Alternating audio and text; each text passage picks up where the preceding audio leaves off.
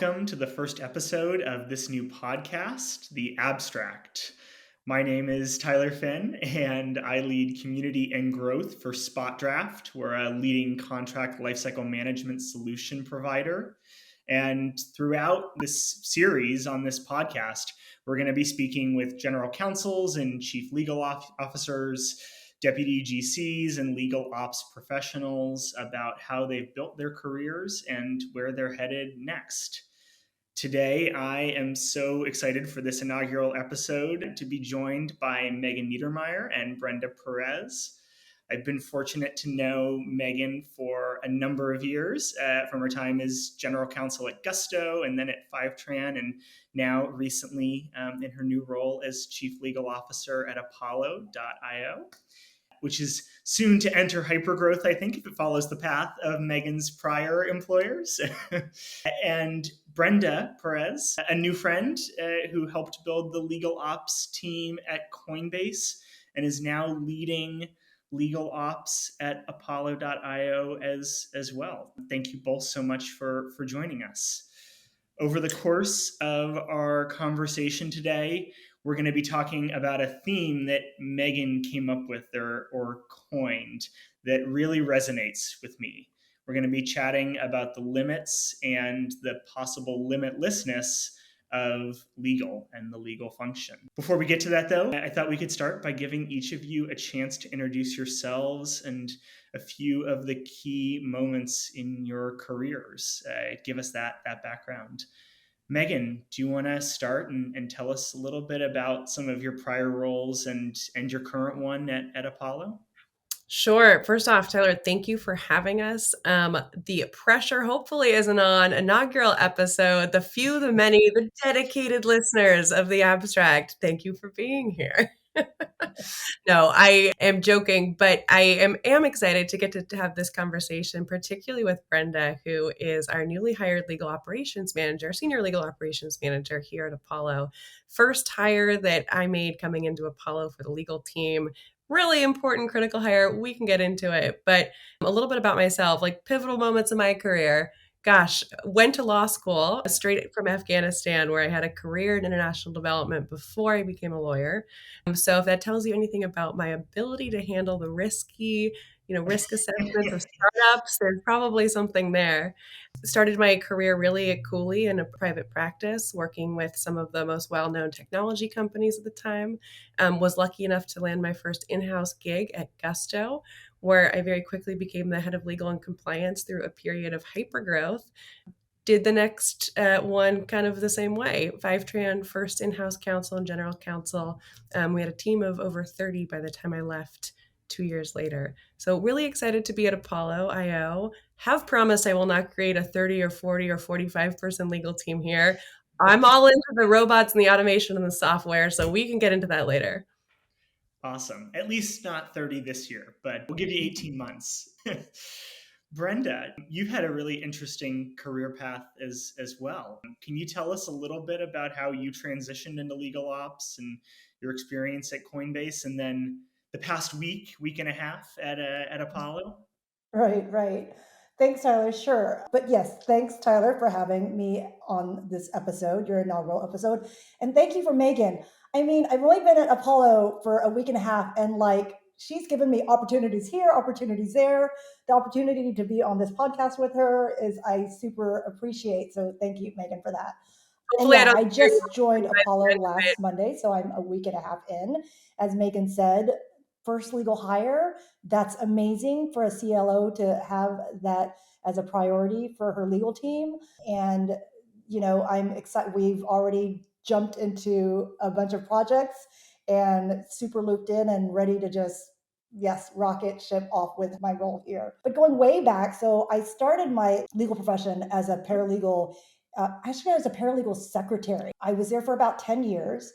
And I was at a time when at that 10-year mark, I was like, okay, am I going to be a paralegal for the rest of my life at a law firm? And at that time, I was thinking rest of my life. Or do I go to this in-housing that people are talking about? And so I was really lucky to be able to move after growing my career at really building my foundation at a law firm, going in house. I was at a few, pretty high profile tech companies in the San Francisco Bay Area. I started at Mm-hmm. Zynga's where I first started. Pre-IPO was in my paralegal role there. I worked directly on the IPO there, then went to another public company from there. They were already public when I joined, and smaller legal team, but worked on really public, as continued to be a paralegal in that role. And then joined GoPro pre-IPO, where again, I was directly involved in the IPO there supporting the team. And then at GoPro, I was there for 5 years before I left. But, and near the end of my tenure there, I was kind of like, we were doing annual shareholder meetings. The share drive was all set up, like processes were in place. I could kind of do things with my eyes closed. And I was like, what more can I do? Is there something else I could do? And the Mm-hmm. GC really gave me this opportunity, I think, where it planted the seed of operations in my head as to support the business development team and as business development operations manager. And so that was a great opportunity. But then in 2019, so after GoPro, I joined Coinbase, where, I was able to straddle my role as a paralegal and as legal operations. So there, my hiring manager, he was a corporate attorney, and the other corporate counsel, they were like, oh, well, we've got the corporate stuff. They'll work with outside counsel. Let us handle that. Why don't you go ahead and, since you want to do legal ops, go work on that piece? And I was like, okay, great. And so 2019 was the first time I joined I attended the legal ops conference, like my second month at work. Mm-hmm. And it's the CLOC, the Corporate Legal Operations Consortium Global Institute. It was pretty huge and it was a little daunting. But after that, I think in my mind, I was like, yeah, I'm all into this legal ops thing. Coming back to Coinbase after that, and then just doing, right? Like I just did more. The first project was like the contract management system. Then we implemented the entity management system and board portal and e-billing system. So just really all into legal ops and expanding that role, and kind of eventually shedding my paralegal role, and also building out a team of like 5 other team members on legal ops to help the hyper growth that we had at Coinbase. Turns So out all that's you where need I'm to at. do is go to Vegas with a bunch of legal ops professionals, and then you're sold for legal ops as a career, right? I have heard lots of great feedback, stories, commentary about the Clock event in Vegas. And as a GC myself, I've always been intimidated by how much fun it appears to be. Well, we'll have to work on getting you there, Megan. What I'm hearing is you've led a couple of companies through hypergrowth with Brenda on your team, and IPO maybe in your future. Yeah, Brenda has worked at some really phenomenal companies, and I'm like happy to have her share kind of her career journey, because I think it's really important as we consider ourselves startup, legal functions. What does it mean to build out a team, build out processes from scratch, understand what that next level looks like? And Brenda has certainly seen it all. Let's start and back up a little bit and talk about the big picture, and then we can start to speak a little more tactically.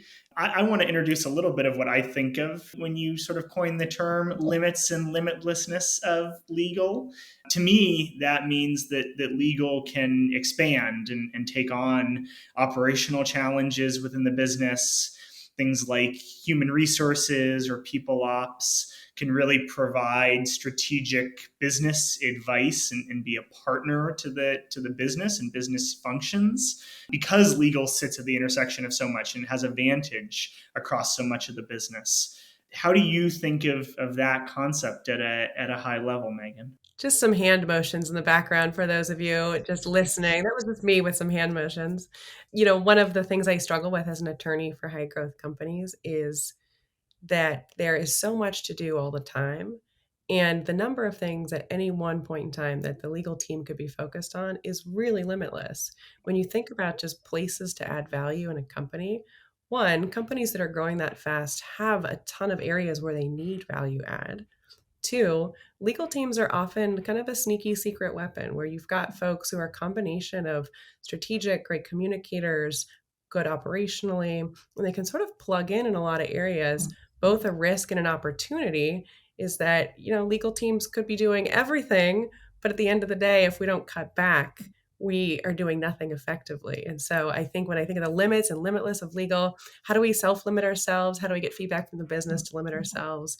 And then how do we also maintain a little bit of that limitless mindset, which is we can and should be operationalizing across the entire business. We're not in a silo. If you need help, we can help you. Doesn't necessarily have to be legal for us to be able to plug in. I want to go a little bit deeper on that as you think about the potential limitlessness of legal and how you manage that. Do you take on these sorts of tasks or even other functions more permanently? Do you think about just filling in or issue spotting? How do you think about that, Megan? It's really hard because there are some points in time where it is great for legal to be limitless because there is an essential need of the business. You have to plug in. It needs to get done tomorrow. Critical gap. Plug in whether it's legal or not legal. But as the company grows and continues to develop, there can actually be a bad quality kind of shadow side to that. If legal is plugging in to keep HR afloat or to keep a really critical process running that really shouldn't be living in legal, that's something that we should talk about, look at, and make sure that if there are issues, they're being seen and identified by others. I don't have that problem at Apollo. We've got a phenomenal people leader and people team who is awesome. But I know that that's a frequent struggle, particularly as people teams may be more nascent. If you have a people leader, maybe hasn't done it before. Particularly, I see legal teams get pulled into a lot of people work. And that can be, both a good thing to help the company move forward, but it can be bad if it holds the rest of leadership back from seeing, hey, we actually need to invest more, get a different leader there. So be careful where we invest our limitless resources. Next, I want to ask both of you about the sort of mindset that you bring to work every day with you. We've been talking about how much legal can take on. I often have heard some, not all, but some in-house counsel refer to the folks they work with in the business as their sort of quote unquote clients, right? In the same way that a firm might. What do you think about that? And how do you view your business partners? You're trying to get under my skin, Tyler. We learned this was a pet peeve of Megan's. Yeah, anyone that's worked with me for a while knows that one of my pet peeves, I don't have a ton, but one of my pet peeves in operating a legal department is hearing team members refer a lot to the business this, the business that. Let's ask the business. Our client and this team, needs us to do. Yes, they are our clients. Yes, we are at a business, but the legal team is equally part of the business as well. And so when I hear people refer to the business decision versus the legal decision, I think there is a mindset shift that I usually like to see on my teams. But more importantly, I think that's where the industry for in-house counsel is trending. We've got clients. There are business decisions that are a little bit different than legal decisions, but the same way we think in kind of that old school mentality, there's the reverse, right? A bunch of our business partners are also, we're their clients, right? Legal teams should be pushing businesses forward, not just receiving tasks to be done. And so if a legal team doesn't equally view themselves as part of the business, making business decisions, asking, the marketing team to do something and the finance team if we can tweak that and the product team if we can figure out a different roadmap, then that symbiotic relationship is lost. And I question really the value of legal over the long term of a company unless it can propel it differently than it's operating today. Yeah, Brenda, how about your sort of mindset? Because legal ops, of course, right, sits to serve partially the process within the legal team, but really to serve sales, go to market, other functions. Yeah, I think I really see it as partners as well. Apologies in advance if I accidentally say client every once in a while. But I definitely see other teams as partners, right? I know that attorneys are providing legal advice and sometimes strategic advice, but we're really working together. We're on the same team. I think sometimes it's maybe the culture of the company if they show if there is that collaboration between teams that they're working together and not just for the other team. I think I really like to see it in legal teams or at companies where legal teams are brought into the other teams early in on the relationship, whether it's inviting the legal team member to their recurring weekly meetings, or to like a strategy meeting, or Mhm. even to an offsite every once in a while would be nice too. And then the legal team member really gets to know the other team, right? They really get to understand their strategy. They're embedded with that team. And so when they are Mhm. brought in, it's not just like, calling your lawyer or calling your attorney to help out with this advice. They can really jump in and chime in when and where needed. And I think that collaboration makes it feel like partners and not like your client. Yeah, Brenda had like the magic words right there with partnership and partners. And that's where I view legal ops as like this glue between the legal department and all of the other departments out there. With the right legal ops person and the right, mindset and the right like partnership oriented focus, legal ops is such a critical, stickiness to really understand how does legal match to the processes that the rest of the departments have adopted. And then like how do we help those departments like iterate a little bit based on some of our roadmap items. And so it's very symbiotic, and that partnership all depends on the stickiness of a great legal ops hire. I'm thinking I of a totally Halloween agree. costume where you're wearing this blow up suit and like everything kind of just sticks to you as you're walking along in a good way. Are you previewing your Halloween costume for this Totally. next That year, Brenda? could be it with the theme. Yeah. The legal ops sticky tape, and you've got some marketing, you've got some engineering, you've got some. I love that. That's amazing. That would win a contest for sure. I totally agree with that point as well. I would just offer, when I used to work on privacy issues, being in there with the product team and joining their weekly meetings or going to the monthly go to market stand up where they're sharing their sales figures, right? I mean, it tells you what the priorities of the business are. I think it's absolutely vital. Brenda, you're also, oh, go ahead, Megan, please. Well, I think you're kind of like getting at a really good thread here, Tyler, which is, people, especially in this like remote environment, we're all doing our own thing in a lot of ways. People want to feel the connection to the teams that they're Mhm. helping support, to the people they're helping support, to the projects they're helping support. And so the real secret of how legal will prioritize your work to the top of that intake queue list is like, here comes one of my dad jokes, right? Like, what did the mushroom say when he ran into his friend and was looking kind of down? Mushroom says, "Why didn't I get invited to more things? I'm a fun guy." Bad, It's funny. bad joke is, you like being around people that you can connect with in any level, but that you view as fun and relatable colleagues really makes a Mhm. difference in both of your work qualities, both of your work satisfactions, that embeddedness, that ability to call each other. There's a shared sense of automatic trust when you work on projects. And I think that is really built from the relationships first. Absolutely. One of the concepts that I thought would be interesting for us to explore is the notion of sort of non-lawyers on legal teams, and how they're able to work with folks on other business teams. And Brenda, you talked a little bit about it in your intro, but when you were making that switch from paralegal to first sort of like BD ops and then ultimately full legal ops. How'd you get that chance or that opportunity? And then Megan, I'm going to flip it around and get the sort of manager perspective on this too. I think the key word there is chance. I remember asking somebody in like the legal ops profession a few years ago, like, how do I grow my legal ops career? And she said, somebody has to give you a chance. And I think that's what it was, right? At Coinbase, when I joined to straddle my paralegal role and legal ops, like my hiring Mhm. manager gave me that chance. The people on the interview panel, even though I didn't have the legal ops background, they somehow saw that my background in the legal field was transferable, and I would be able to jump in and support the legal team. And, along my career, my growth at Coinbase in the legal ops role, it was people giving me chances, right? I think they saw that I, was able to jump in and fill the need, and really gave me those opportunities. I like to really get to know like legal team members, and we were just talking about relationships. I love meeting other teams. I love getting to know other teams.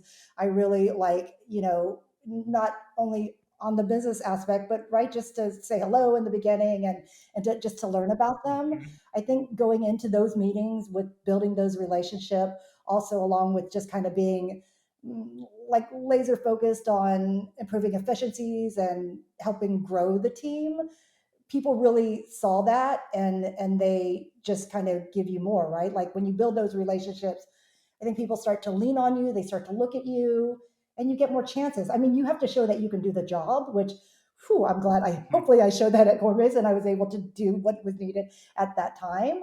And it's, yeah, it's about giving chances, I think. And right, like Megan, my opportunity here, like giving me the chance to report to her, to be the first legal hire, it helps with growth. And that's how I am where I am, I think, along with a little bit of hard work and some sleepless nights.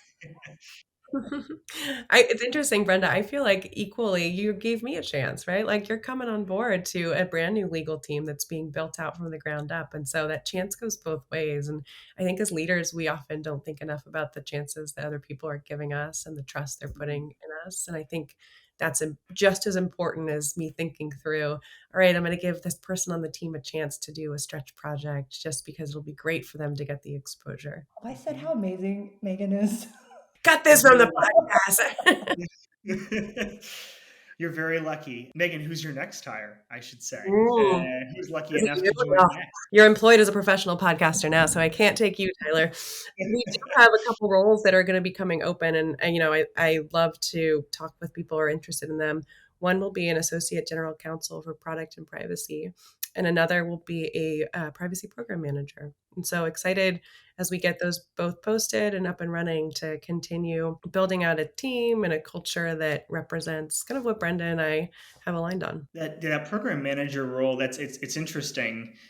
Presumably that could be a lawyer or a non-lawyer.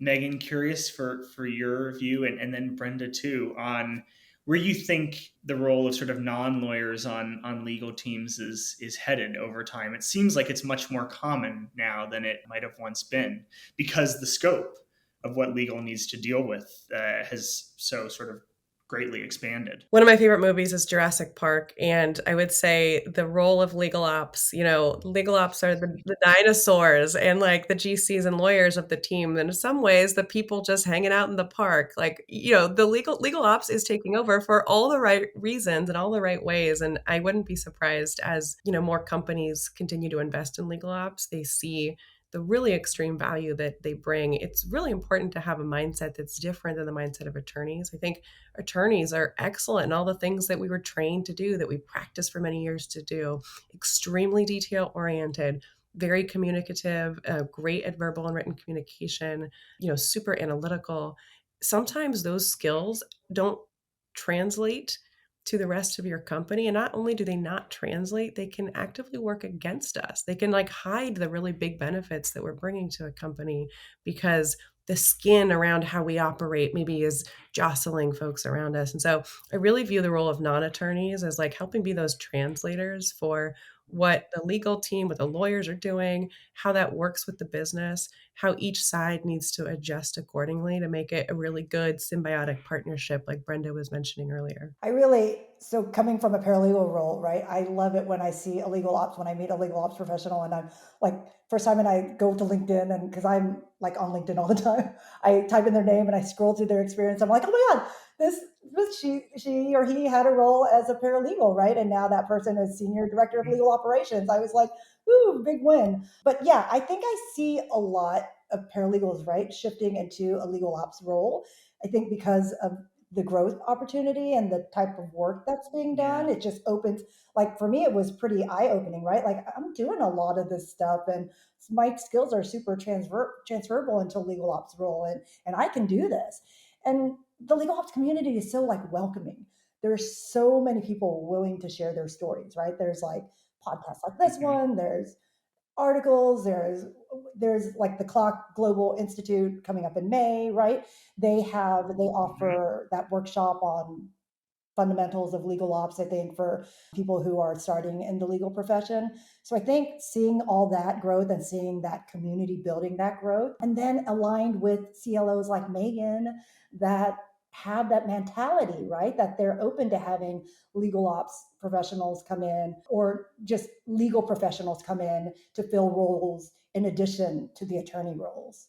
I would just note, when I was a junior associate at a law firm, and if there are, early stage career lawyers out there, whether you're in a law firm or not, one of the best pieces of advice I got was to really like watch and listen to the paralegals. And to this day, I learned so much about being a great lawyer from some of our really senior paralegals at the firm who really have been doing this. They're experts in their field. And so, like, what an amazing foundation to start from if someone is interested in going into legal ops, or if you are working with a paralegal closely, for someone who knows what they're doing, that is amazing opportunity to learn.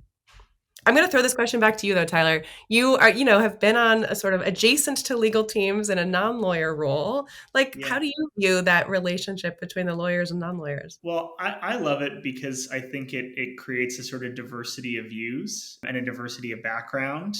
And I think that lawyers, generally speaking, are really, really good at identifying risks and solutions to those risks. And people who sit on the business side may be a little bit more attuned to opportunities, and how they can go after those. And I do think folks who are working on an in-house team, working across legal and other functions, can kind of serve as a translator because they report into and are ultimately responsible for protecting the business against risks too. But they're just a little bit closer to those folks who are seeing some of the opportunities. And I don't want to jump the gun on a question, but later on we'll talk about where GC roles and CLO roles are going over time, and I think it's really interesting because you see some folks who, whether it's because they've just been able to grow and mature with a business so much, or because they want to take their careers in slightly different directions, going on and taking roles that leverage their legal background, but put them a little bit more in that opportunity camp. That's a bit of how I think about it. I loved, Megan, the sort of like humility and also recognizing like some of the flip sides of being able to see all those risks. I was wondering, how much of your day-to-day is really around the practice of law, and when you're in a business with hyper growth, whether or not that changes, right? Like if you're at a place that is 100 people, is a lot of your day actually in the weeds on the law, and then as you get bigger and bigger and bigger, maybe more operational, or how has your experience been with that? Well, I will say, like, not a day goes by that I'm not practicing law. And so I'm still a lawyer despite my best efforts, right? But there is an interesting inverse relationship, I think, if you're working at a fast growing company and you're an early legal hire, like I've done a couple times now, which is, there's the first period, I'd say phase one, you're really like doing everything that a lawyer does, from NDAs to inputting equity grants to negotiating a partnership agreement to talking with the product team. You are full stack, full everything, everywhere lawyer. As you get to the privilege to build out a team, you maybe shed some of the things you were working on before. And the work and the time you spend starts to become more, it's still legal, but it's more kind of risk calculus for legal. It's strategy for legal. It's decision making for legal, which is entirely informed by your team. But you spend more time probably thinking and communicating more than you do actually doing. And so one of the interesting aspects about being a GC for fast growing companies is that you have to be able to be kind of a one man, one woman show. You play the individual contributor in some areas until you've hired them away and processized them away. You are a C-suite executive in other areas. You're a mid-level manager in other areas. All of that fills out over time. But I think one of the hard things for both startups and GCs is to really wrap your head around, like, do I like this? Does that person like that? Are they going to be happy in that role, given they have to play all parts of the like one person show? Absolutely. And there's a lot of ownership that comes along with that. One concept that I thought that we could explore, Megan, I was curious for how you think about sort of the concept of ownership, given all that legal can take on philosophically, examples of times when legal has really taken on a task that may not fall directly within the remit of the department. This is an interesting question. I think in a lot of ways, I bristle a little bit at the idea of ownership, only because if we're focused on ownership, we're not focused on impact. I'm someone who's entirely impact driven. I want to see the right impact for the business. And if I see an executive team or a cross-functional stakeholder group or a boardroom, or no matter what setting you're in, if I see a group that is more focused on who owns what's the RACI or the rapid or the decision-making process for XYZ, is it you? Is it me? Is it this person? Finger pointing. I get a little nervous, right? Because at the end of the day, we want to see the right outcome for the business. There are a couple ways to get there, and we should decide based on our business, our talent, our current resourcing, our current experience, which way we want to skin the cat. Every company is a little bit different, and you can't tell me that there's only one way to do something. There have been people who've done it differently and they've still survived. And so there is probably a one way to do something based on the facts of your company, based on the resources and the talents you have at your company. Assess those carefully to figure out who's going to take the lead on a certain area of responsibility and who's going to follow. But really, those should be kind of outcome based decisions rather than ownership based decisions. Yeah, I love that. It's super insightful because I've always liked working with people who think of themselves as owners, right? As in like they everything that is sort of put in front of them, they own it all the way through. They're not going to say, well, I've done the legal review on this marketing doc, and even though there's a bunch of typos in it, or I don't think it will resonate with any customer based on what I know of the customer, if marketing says it's okay, just ship it, right? That's not really being an owner. But I think that's very insightful. I love that idea that ultimately among functions or among people, you shouldn't just be focused on dividing up ownership and saying now we can sort of turn our backs. And the Brenda, people you're working with, yeah, Tyler, who please. are owners, those people that you like gravitate towards, I gravitate towards those people too. And I tend to think the reason why they follow things through all the way isn't because they're like, I'm the owner, and because I had this stamp of approval is why I'm going to finish it. Those people are intrinsically driven to just do a good job for good job's sake, to put something great out into the universe, to make sure that end result actually happens and give it the best chance possible of happening. I think that's what drives those people rather than any sort of bestowed ownership. Everything Megan I is agree. saying in my 1.5 weeks here, I can see like she walks the walk that she's talking. So it's been great to hear her on this. Were you shadowing me doing NDAs earlier? No, just kidding. I didn't do any NDAs today. I didn't do any NDAs. Megan, we can automate those away, actually. Great opportunity. Yes. Yeah. It is a lot though to play player coach. And I think that like finding, early employees, if you're building out a legal team early who want to play player coach is really important. Now, if you're in a much larger company, you've got different, considerations. Maybe you want to find a coach or a player.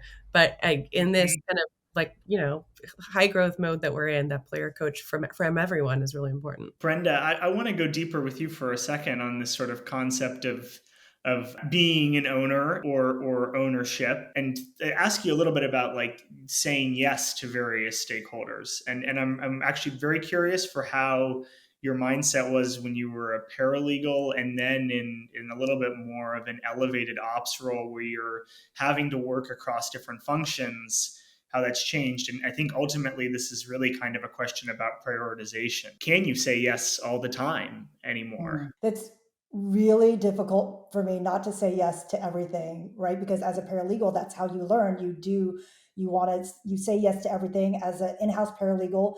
To if you're like the only paralegal and there's other, you say yes, even though you're a corporate paralegal, you say yes to doing other cross-functional teams with supporting legal no matter what. So I'm really been working on embracing, moving away from the mindset of just doing everything to being like, whoa, like how does legal ops fit into this request? And like you said, right, it's prioritizing. I think it's really being strategic about what you're doing now, more so than just doing whatever work comes to your desk. You're being more strategic about it, like planning it out. I think it helps if like legal ops as a function sets its priorities, responsibilities whenever, if it's on a quarterly basis, like with your OKRs, or it's on a project or like an implementation, right? Like you're setting the responsibilities. And so then the stakeholders know, right, what to expect. They know what kind of support you're going to provide. Then you yourself know where the line is kind of drawn, that you're going to do this part and not everything. I know there's always going to be urgent requests that come across, your desk, P0s and whatever they're called. And you have to reprioritize based on that, right? If it's coming from the CEO and it's a project, or if it's something that's super urgent that's coming from the business, you have to think about that. But I think it's about reprioritizing that. And it's also, right, like I think legal ops, maybe it's not always just saying no, but it's like you said, reprioritizing. And then maybe it's no right now, maybe it's no, but hey, why don't you get on our roadmap for next quarter? Or hey, why don't you speak to this team, because they can help you move a little bit down closer to the finish line? Or like, let me give you this resource to help you with that. So I don't think I'd ever still say no, right? Like it would be discussing it, talking it out, figuring out how else you can help. But it's not going to be, I think I've already changed a little bit to where I was before, was like, yes, yes, yes, do everything. So I think I'm moving towards that. And because you can't do everything, right? Like it just jeopardizes your health, your mentality, the work product, right? If you're doing everything and you're not raising your hand to say that, this is not in your plate, or then it just jeopardizes the work product. But again, I think it depends on the company size, right? Like Megan was saying, here at Apollo, it's just me and her. And if she wants me to, I'm doing whatever, data entry or supporting this other team or whatever she wants me to do. So think it depends on the size of the team and where you're at and what the needs are, and just kind of moving into more strategic thinking. And it takes a while to do that. Absolutely.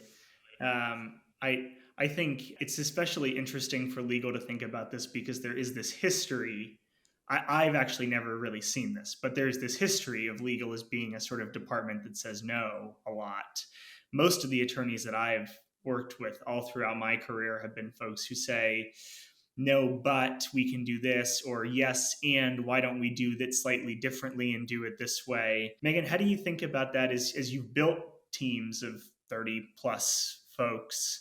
Do you think about sort of one, helping them with the mentality of saying yes, but not yes to too much, and two, with prioritization of what they're going to be focused on? It's a tough one. And I think there's a couple trends I see from managing all sorts of people over the years. One is we oftentimes like have our own pet projects that we care about, that we like, that we're good at, that are within our like super comfort zone. It can be really tempting to gravitate towards those projects. I'm guilty of this as well as a corporate attorney by background. Gravitating towards those feels really safe, but it may not always be the number one priority for the business. And so making sure that you check yourself and you can openly check each other in like kind, probing ways sometimes. Hey, how's this other thing going? Like that can be really important, because otherwise, of course, we all go back to our safe space. And so as a manager and leader, one of the things I try to do is make sure both myself and others around me are not just in our safe space, but are in the priority space too. Another thing that's important to me, and it's different for every leader, whether you are a leader of yourself, that is absolutely a management position, or you are a leader of a large team, right? Life is a lot to manage. Like figure out what your like standard, non-negotiable, typical working styles are. For me personally, after many years in a law firm, I do not work weekends unless there is an emergency. Of course, emergencies pop up and I'm around and I'm jumping into action, but that should be the rare exception, not the norm. It for every leader and for every person though, that's different. If you're a manager of one of yourself, like figure out what your things are. Oh, I have to log off at 4:00 to go, pick up my kids from school and feed them dinner. I'm back on at 7 for sweeping my emails, or whatever that means to you. It's easier said than done. And it has taken me a lot of years to iterate on that personal manage of myself. Yeah, one thing I would add, and I'm curious if the two of you would agree with this. I find that folks, oftentimes myself, team members, have a sort of like endless capacity to do small things that take 10, 15 minutes, keep trains running on time, but that you really can only push forward 3, maybe 4 big initiatives at once. And so oftentimes success looks like setting yourself up for success and saying, no, that big thing, that rollout of a new vendor or a whole new process for sales intakes, or needs to wait until next quarter or the second half of the year, or whatever the sort of roadmap looks like, because I need to be focused on these 3 projects here today. And I know that with day to day taking up 2/3 of my day, it's going to be really hard to push forward more than a few things. And if you're at a startup, for every 3 projects you plan for on legal, 2.5 come at you by surprise. So you're lucky to get a half project done when you think you were going to do 3. And so there's a little bit of a discount you want to take when you think about the big rocks that you're moving on legal, because like no matter, how well prepared you are, how big your legal team is, how mature the company is, there will be things that we can't anticipate that hit us. Because on that risk matrix, it's not just like 2 to 5 risks. There are, if you want to get real deep about it, there's 100 different risks, from employment to, data privacy to contractual to bank system collapse risk, right? So there will be a bunch of these projects that just get thrown at you. I think as a legal team, budgeting for the surprises while also budgeting for the we need to keep this train moving is a really delicate balance. I'm impressed. At close to 45 minutes, you slipped in an SVB reference. I thought that we might make it through. I know. Yeah, I was trying not to, because I know this may not like launch for a while. I thought it was going to be brought in when she was talking about working on the weekend.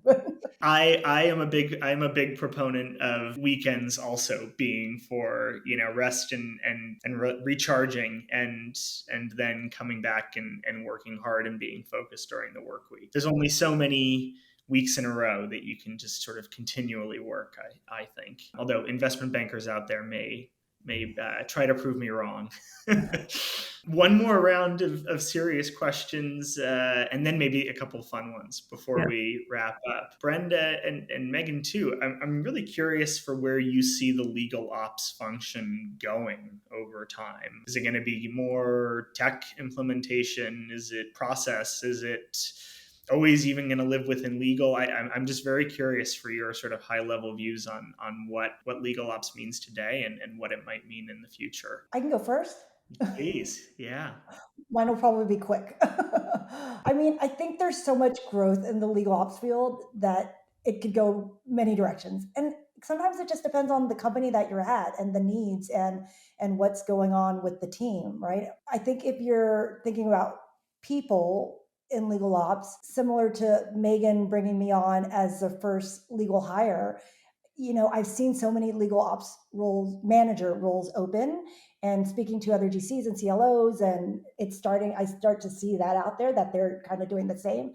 They're seeing legal ops as a priority in hiring, right? To help build the infrastructure, to help with achieve efficiencies, to build a team. So I kind of see that maybe growing, and hopefully thinking of legal ops as a priority hire. Technology, there's so much technology. There's always technology. Sometimes it's overwhelming for people, I think. But given the market and everybody's like, do more with less, whatever, technology will still be there. And I think it's just continuing to lean on them to help create like efficient processes. Maybe we're not going to get through this podcast without saying AI. But maybe it's the other day I was on a tool and I was telling Megan, I was like, oh my God, I didn't know this had an AI function. I just asked it something really quick and it just spit this out. It was amazing. So maybe the technology, it's the wow factor, right? Like, what are they going to wow us? Are there going to be providers that stand out a little bit more than they do now in the neck to neck race with stuff like AI or whatever else is out there? Megan, curious for your thoughts as well. These are great predictions, Brenda. I'm etching these in stone. We're going to come back to them in a couple years, see where we're at with legal ops. No, just kidding. Couple trends I see for legal ops. One is the continued elevation of legal ops as a really essential function. I think from a lot of tech companies, people really intrinsically understand product operations or marketing operations, and legal ops will continue to be viewed and understood and seen as that key cross-functional partner. And I think there's a real path for development for legal ops to be directors of legal ops, a pathway to chief of staff and to other really, Yeah. critical business and operational roles. The second one is technology. It's not going away. In my mind, the legal department is the last department of an enterprise business to be sassified. So we're going to continue to get really sassy. There's going to be all sorts of new programs and software, and like some will emerge and they're really great, and some will emerge and we're going to try to figure them out. But that like software implementation part of legal ops is going to continue to increase and rise. And I think it'll be interesting to see whether legal ops takes on some of the like IT type of skill set, or if it becomes a partnership with IT and just sort of tech implementation teams are more familiar with legal ops tools. I'd say the third one really is, where was I going with this? There was a third one. Education for legal leaders about the role of legal ops. Brenda mentioned that there's an increasing number of roles out there for legal ops. It's becoming a thing. It's like you see it everywhere, whereas maybe 5 more years ago, it was definitely more rare. I do think that the kind of other side of that is that for legal ops to be effective, lawyers and GCs need to really understand how to utilize legal ops, how to work with them, when to rely on them, how to communicate with them. We spent our careers being lawyers and understanding the work that a lawyer did. And then we grew out of that work and did different work, but it was still a lawyer work. And then we did different lawyer work. So there is a little bit of an education gap for lawyers of really truly understanding legal ops and how to leverage them appropriately. Fourth little last one is, I really am a huge believer of communication within a company, and sort of, branding the legal team is equally as important as educating the business about, this is the process you have to follow. This is what we want you to do from here on. We're going to reduce risk by logging our contracts and using an automated system and doing this other thing. Like that really only works if you've got the brand, the capital, the relationships, the knowledge, the one-on-one settings to really have people want to buy into those change management issues that you bring to the table. And I think legal ops will continue to lean in to that comms and change management piece as well. Yeah, I think the key word there that you used was cross-functional, and legal ops really adding a lot of cross-functional value.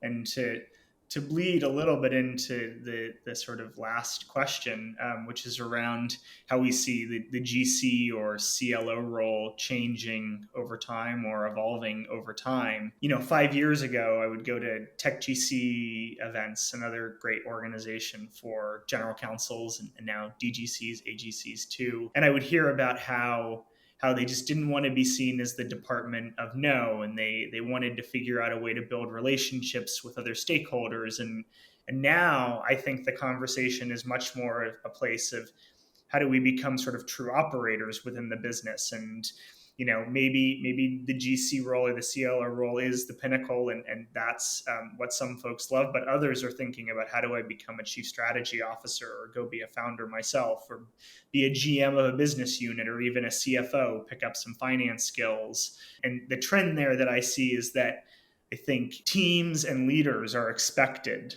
to operate in much more cross-functional ways, to be able to see things from a variety of angles. The days of sort of the business is just going to be run off of spreadsheets, at least for the tech space, which we're all in, or it's just going to be run out of engineering and the other opinions are very ancillary. That those seem to be gone. You have to be able to see problems from a whole different set of angles. Megan, how do you think about the GC role over time, and where it's headed in the next few years? I have less concrete thoughts about that than I do legal ops.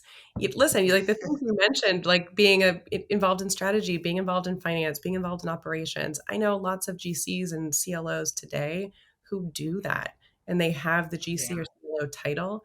So I think that the role has expanded. Whether it's a different title or not is a different question. But just as I mentioned, there's an education piece with GCs and CLOs about how to effectively use legal ops and work with legal ops and leverage legal ops. I think the same can be said for CEOs and boards. How do we help educate group of people about what lawyers are capable of doing, what legal teams are capable of doing. It may be that there's some problem in your business that your legal team is really uniquely situated to pop in there. And like that legal team shouldn't be limited to please just manage legal and stay over here in a box. As we continue to educate more folks about how legal teams can be business impacting, I think you see those limits kind of erode away, and you see GC and CLOs take on a different and difficult functions, whether or not their title reflects it. Absolutely. I love that. I often talk about sort of tone coming from the top, and it's certainly important for the GC to be a person who's setting the tone for how legal's perceived within the business. But it's also those other exec team members as well. It comes from the CEO, it comes from the CFO, it comes from the CRO, how they perceive legal and how they publicly communicate how they perceive legal, I think will really determines what the limits or limitlessness of legal is. And that was not scripted. That was just a thought that I had. I'm building on top of what Megan had to say. One more fun question before we conclude today. I wanted to ask each of you, out of all the companies you've worked for, and you've worked for some cool ones, what company had the best piece of company swag, sweatshirt, hoodie, t-shirt, mug, and also which had the worst? And you can say worst first and then start the end with the fun one. We have to name the company when we say the worst one? We can keep that confidential. I received You want to go first? a company branded candle once that had our values on it. And I wasn't sure if it was supposed to be the, undying flame of our values, but wasn't my favorite. I have to say, it wasn't my favorite. They just melted the values away. melt because it was the candle. But best piece of swag for me is anything that I can eat or my dog can eat. And I did once receive company branded dog treats. That's a good one. Cute. I love that. What did the people receive if they didn't have dogs? I think it was a choose your own adventure one, and there was some human edibles as well. Choose your own adventure. That's edible always items. Nice. Human edible items. Edible. Yes. I was just going to say edible. Megan was a lawyer on the team there, so scratch Brenda, that. How about you? Worst piece. I don't know. Maybe do they still give those? Or you said, I guess, at any time we're at a company, those koozies, those things that keep your drinks cold or something. Oh, yeah. Usually my drink is a big old margarita and a big old Yeti cup, and like the koozie doesn't even fit around it, so it's like, I don't know, it's not helpful in any way. Note to self: get Brenda bigger koozies that fit Yeti cups. Yes. I don't know if this is because it's the most recent, maybe the best swag, or it actually is a really good, because you were saying sweaters, right? So this blanket, this beautiful navy colored blanket throw from a blanket company that I think it was our EA from Coinbase that gave to like the trust and risk team. It's so soft and I love it. It's the best thing. It's kind of like Megan, I think before we were talking about sweaters, company sweaters. Yeah, but it's nice. Brenda, you reminded me of another like awkward piece of swag I received, but I do still own because it was very high quality. I did receive a law firm branded towel, which is like bath towel, extra large bath towel, very high quality from like Pottery Barn or something. So we still have it, but it's a little too intimate of a moment for me to be thinking about my law firm. That's funny. Well, Megan and Brenda, thank you both so much for coming for this first episode of The Abstract and joining us today, and for such a fun conversation and an insightful one too. Thanks to all of our listeners. What about your favorite swag? Oh, my favorite piece of swag. Yeah, you were waiting. Holding me accountable. That's a good question. I would have to say I have a really good champion hoodie that I got from a company that I worked at, like high quality, actually would wear it out on the street, keeps me warm. My girlfriend has been eyeing it and is mad that she has not been allowed to steal it yet. That's probably the best one. Yes. I should have thought of a worst one. That's okay. No pressure. Stay tuned for episode 2 and come back for episode 2. company swag will be revealed. If someone ever, puts it together, I think there could be quite the collection of tech swag graveyard. All of the items that never saw past receipt, and you immediately sent them to the Goodwill. Just me. Or Secret Santa. Maybe a website or a blog in and of itself. That would be An Instagram great. account. Many years ago, before I became a lawyer, I was working in rule of law and human rights, and I had interviewed for a position at Yahoo on the human rights team, of all things. Didn't know they had a human rights team. They did. Don't want to get into why they had to do it, but didn't take the job. They did send me a Yahoo branded bottle opener that every time you open the bottle cap, it screams Yahoo. I have kept that because it is a piece of technology history. It could be in a You still have museum it? in Silicon Valley someday. I still have it, and we use it pretty often. Does it still say Yahoo? Does it still say it? Yes. That's great. That's amazing. Well, thank you again, Brenda and Megan, so much for joining us today, and to our listeners for joining us as well on this first episode of The Abstract. Next time, we're very excited. We'll have Doug Luftman joining us. He was the former Deputy General Counsel at DocuSign, and we've got a great lineup over the course of the next couple of months as well. So hope you can join us for future episodes. Looking forward Thanks to very tuning in. much. Amazing. Thank you both.